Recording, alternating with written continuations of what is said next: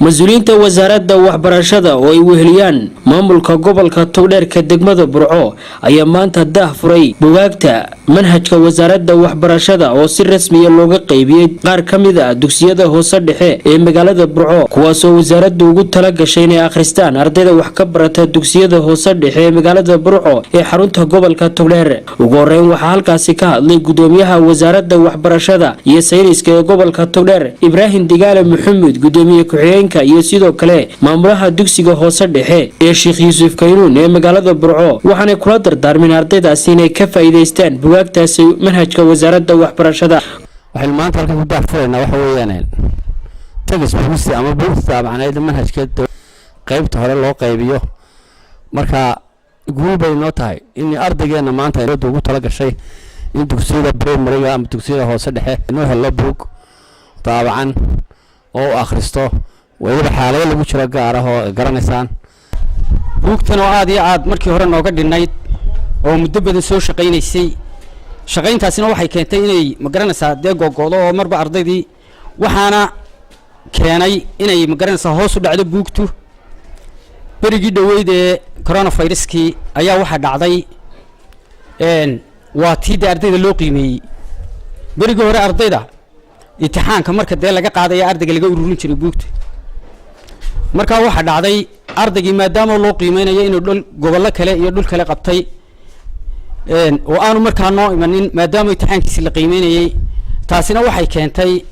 inay buug badan aan weyno ama ay ardaydii ma garanaysaa fasalladii sida eerarkoo kale iyo dugsiyadii markaa ay u gudbeen ay qabteen taasi waxay keentay hoos u dhac weyn oo siiba ah xagga eerarka oo kale buugta waxaan ku daahfuraynaa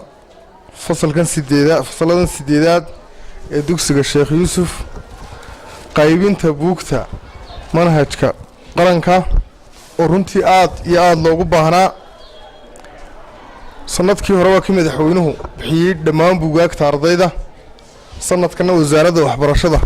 ayaa mar labaad u qaybinaysa ardayda waddanka oo dhan magaalada Burco ayaanu ka daahfuraynaa gudaheeda dhammaan dugsiyada gobolkana wiigan gudihiisa ayay wada gaari doonaan gudaha iyo dabadba waxaanu ku baraarujinaynaa kula dardaarmaynaa maamulka iyo macallimiinta inay u ilaaliyaan ardaydaasi buugta runtii buugtu waa hanti qaran waxaynu u baahannahay buugga maanta halkaa laynoogu qaybiyey in dufcadaha dambe ee fasallada dambe soo baxayana fasal waliba markuu baxo fasalada ku xiga inay isticmaalaan gudoomiye ku-xigeenka gobolka Togdheer Maxamed Cabdilaahi Ibrahim Nafaqo mayor ku-xigeenka degmada Burco ayaa iyaguna wasaaradda waxbarashada ku bogaadiyay talaabadan lagu daafuray buugaagta manhajka wasaaradda waxbarashada iyo sayniska ee Somaliland runtii waxaan filayaa maanta halkan aynu ku qaybinaynaa inaynu qaranka oo dhan kala mid nahay waxaan uga mahad celinaynaa wasiirka wasaaradda waxbarashada iyo tiimkiisa iyo gudoomiyaha gobolka iyo tiimkiisa waxbarashada oo muddadii uu joogay runtii dadaal weyn muujiyay farxad weyn bay noo tahay mar labaad waxaan filayaa inay baahi weyn oo maanta dugsiyada gobolka haysay inay wax weyn ka bedeli doonto ilaahay mahadiisa oo ilaahay wax lagu mahdiyaa Allah ina soo waafajiyay saaka inaan daahfurno qaybinta manhajka waxbarashada Somaliland guud ahaan gobolka oo dhan gaar ahaan saaka aan joogno iskuulka Sheekh Yuusuf Kaynuun waxaan leenahay alxamdulillah thumma alxamdulillah sidoo kale waxaan u mahad celinayaa wasaaradda waxbarashada iyo tacliinta sare oo runtii doorkeedii qaadatay waajibaadka ay lahaydna runtii u heelan